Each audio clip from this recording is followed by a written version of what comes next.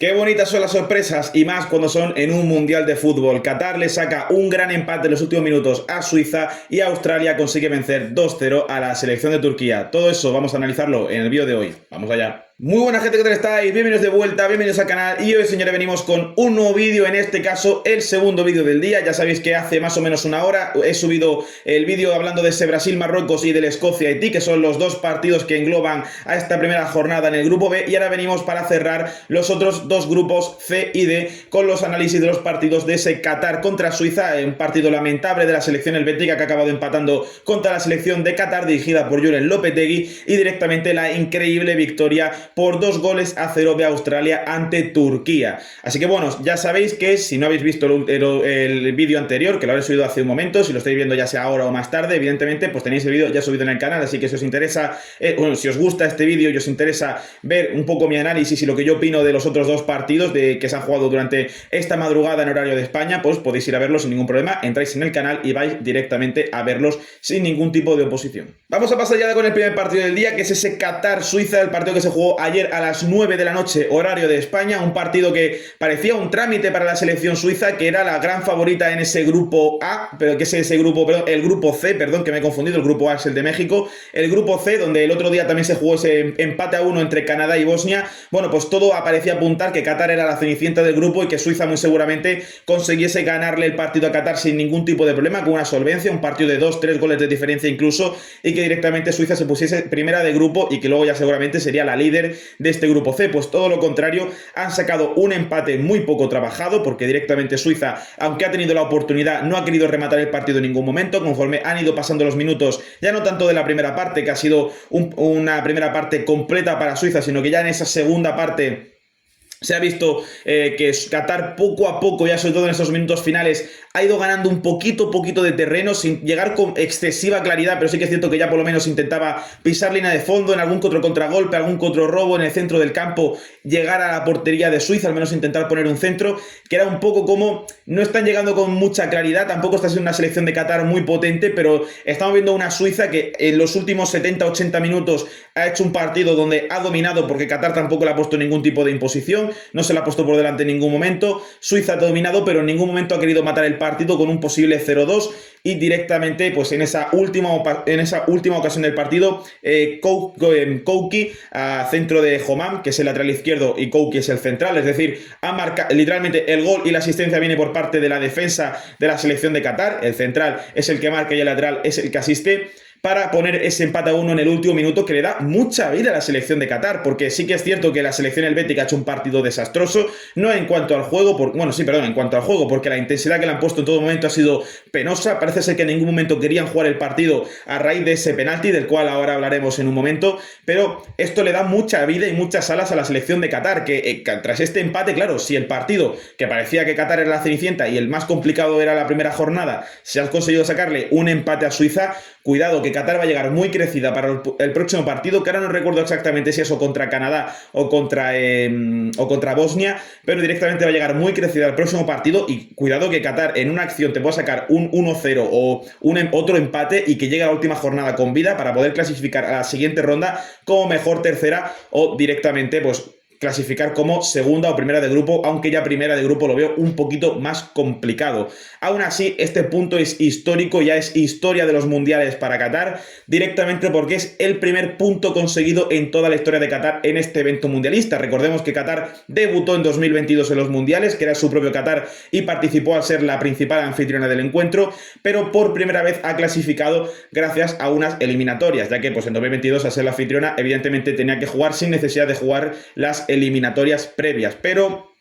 en este mundial sí que se ha visto obligado a clasificar, ha vuelto a clasificar, su segundo mundial consecutivo, y en este caso es el primer punto en toda su historia, ya que en su propio mundial se consideró como la peor anfitriona de la historia de los mundiales, perdiendo sus 3 partidos de fase de grupos y siendo evidentemente la última de ese fase de grupos, ese grupo A del Mundial de Qatar 2022, y por primera vez consiguen sacar un punto en un mundial contra una selección helvética bastante pobre. En cuanto al penalti, yo creo que el penalti es bastante claro, pero la gran polémica que está habiendo es por las nulas imágenes que se dieron a la realización a la hora de poder transmitir el encuentro, y es que en el momento de hacer el penalti lo que parecía que era algo ciertamente evidente o por lo menos bastante justo y que se podría intentar denotar algún posible fuera de juego por parte de la selección de Suiza en el momento del penalti. Creo que el fuera de juego sería en todo caso, si no me equivoco, creo que es de Vargas, si no me equivoco, me estoy confundiendo, no, perdón, o es de Elischer, no me acuerdo exactamente, pero que evidentemente el penalti es una acción bastante clara donde Abunada, que hizo un partidazo con la selección de Qatar esta anoche, hizo un penalti bastante claro, se lanzó sin miramiento y arrolló por completo al jugador de la selección helvética, de la selección suiza, y hizo un penalti bastante claro, pero ahí está la duda de si era fuera de juego o no. Más tarde la FIFA sacó unas imágenes donde se veía que no estaba en fuera de juego el jugador de la selección suiza, pero deja bastantes dudas, ¿no? Que no se haya echado al momento, que se haya tardado bastante en sacar la imagen, porque es una hora después más o menos de que se terminase el partido y se puede intentar confundir con algún tipo de imagen manipulada.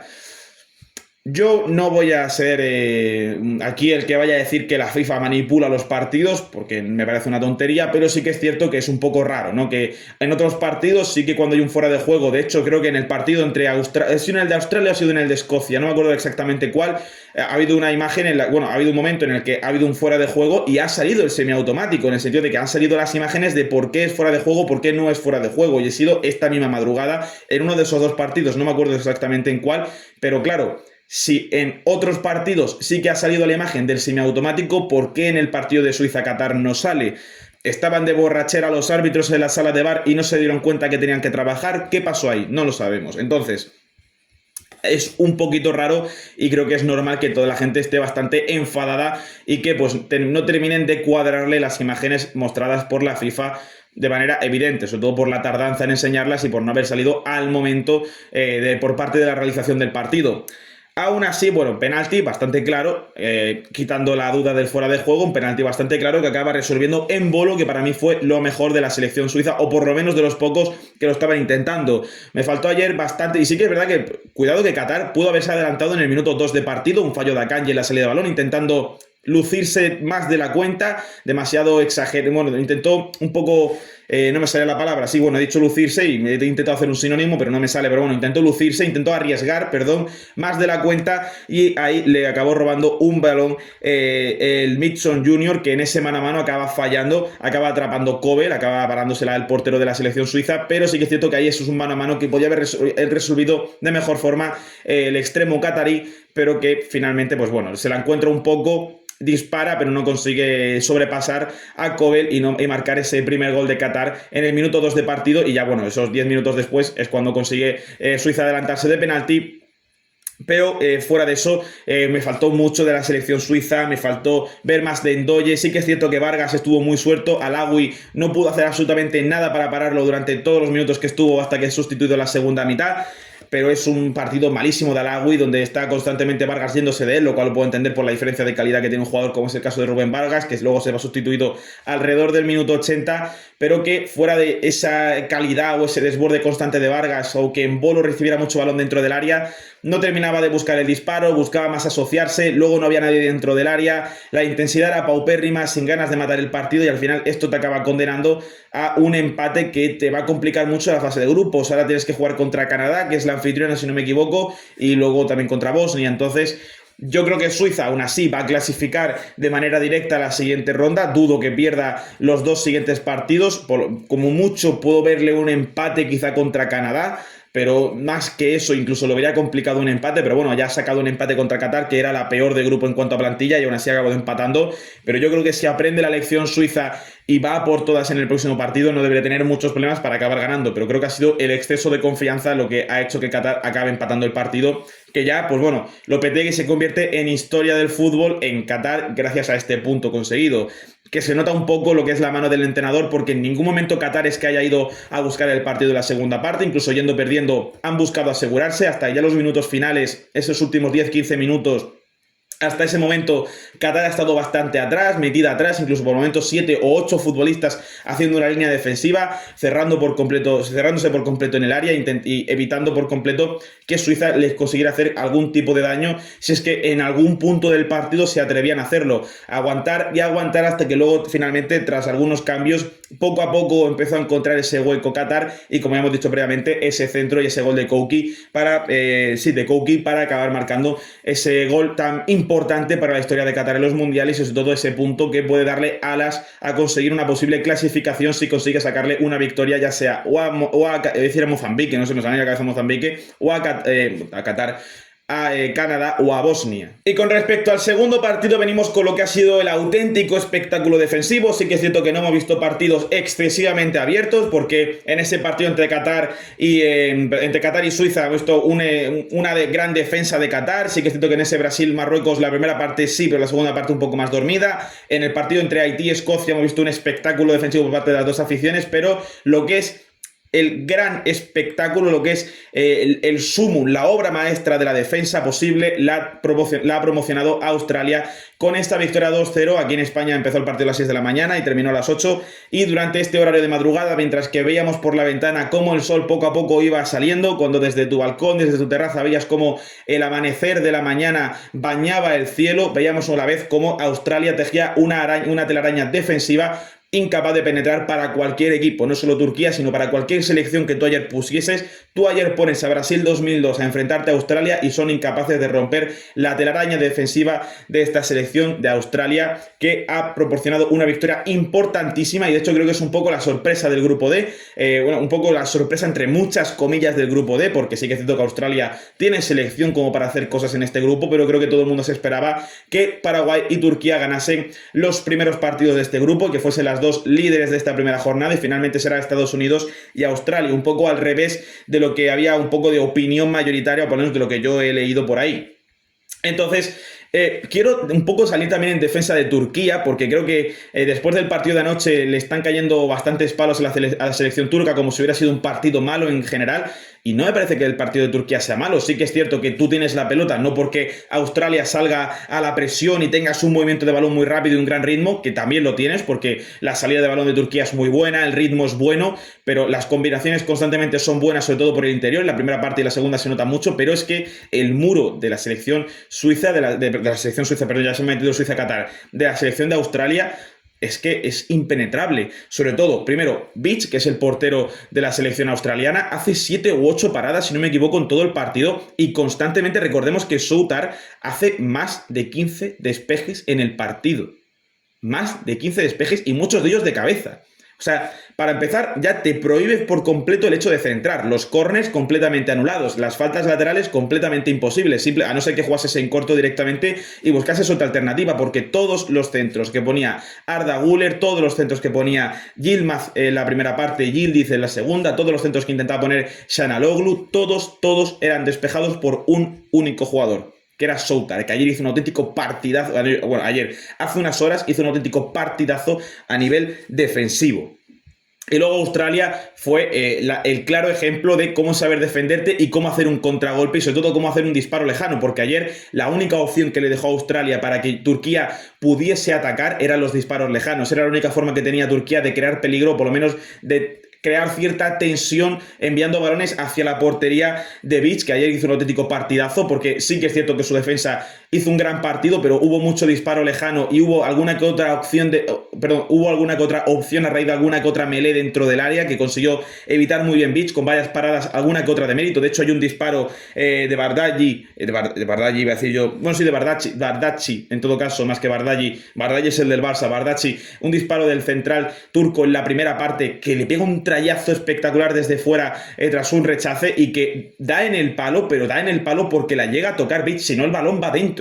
Es un toque que le da con la punta de los dedos y lo desvía lo suficiente como para enviarlo al palo, así que es un auténtico paradón del portero australiano para mantener con vida a su selección, junto con los despejes de Soutar, junto con una defensa muy bien cerrada. Sí que es verdad que pues es un poco lo que se suele criticar de muchos equipos, que es meter muchos jugadores dentro del área, sobre todo en los minutos finales, pero aún así vimos una selección australiana que, a pesar de meter mucha gente en defensa, no se hundió, porque eso luego puede ser un problema, hundirte ahí pues puede Turquía manejar mucho dentro de tu propia área, dejas la frontal muy libre, ya el disparo ya es lejano, pero desde la frontal puede tener más opciones, y ahí Australia no se amedrenta, no se hunde en su propio campo, no llega a estar tan profundo de la línea, y al final lo que permite es que puedes defender, que vas a estar todo el rato aguantando a la selección turca y constantemente las embestidas de Turquía, pero aún así no está lo suficientemente profundo ni está lo suficientemente hundido como para que Turquía ya pueda meterse con mucha facilidad, como para que pueda encontrar balones muy fáciles en la frontal del área, y eso yo creo que es algo que ha favorecido por completo a Australia. Sobre todo por parte de la selección de Australia, donde más cómoda se ha encontrado a la hora de atacar, no ha sido en recuperaciones, no ha sido en un juego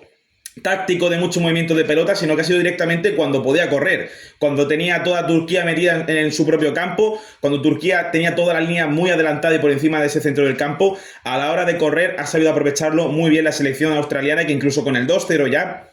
en los últimos minutos ha habido un par de posibles contragolpes que finalmente, pues, Suiza, no se me va a ir la palabra Suiza de la cabeza, que Turquía ha tenido que cortar. Uno con falta, donde se ha llevado una amarilla Akyun, que ha salido luego en la segunda parte. Ha habido luego también una intervención muy buena de Muldur o de Ofkan, si no me equivoco, en un contragolpe también en la salida de un córner, que salía al contragolpe. Australia ha tenido que pararlo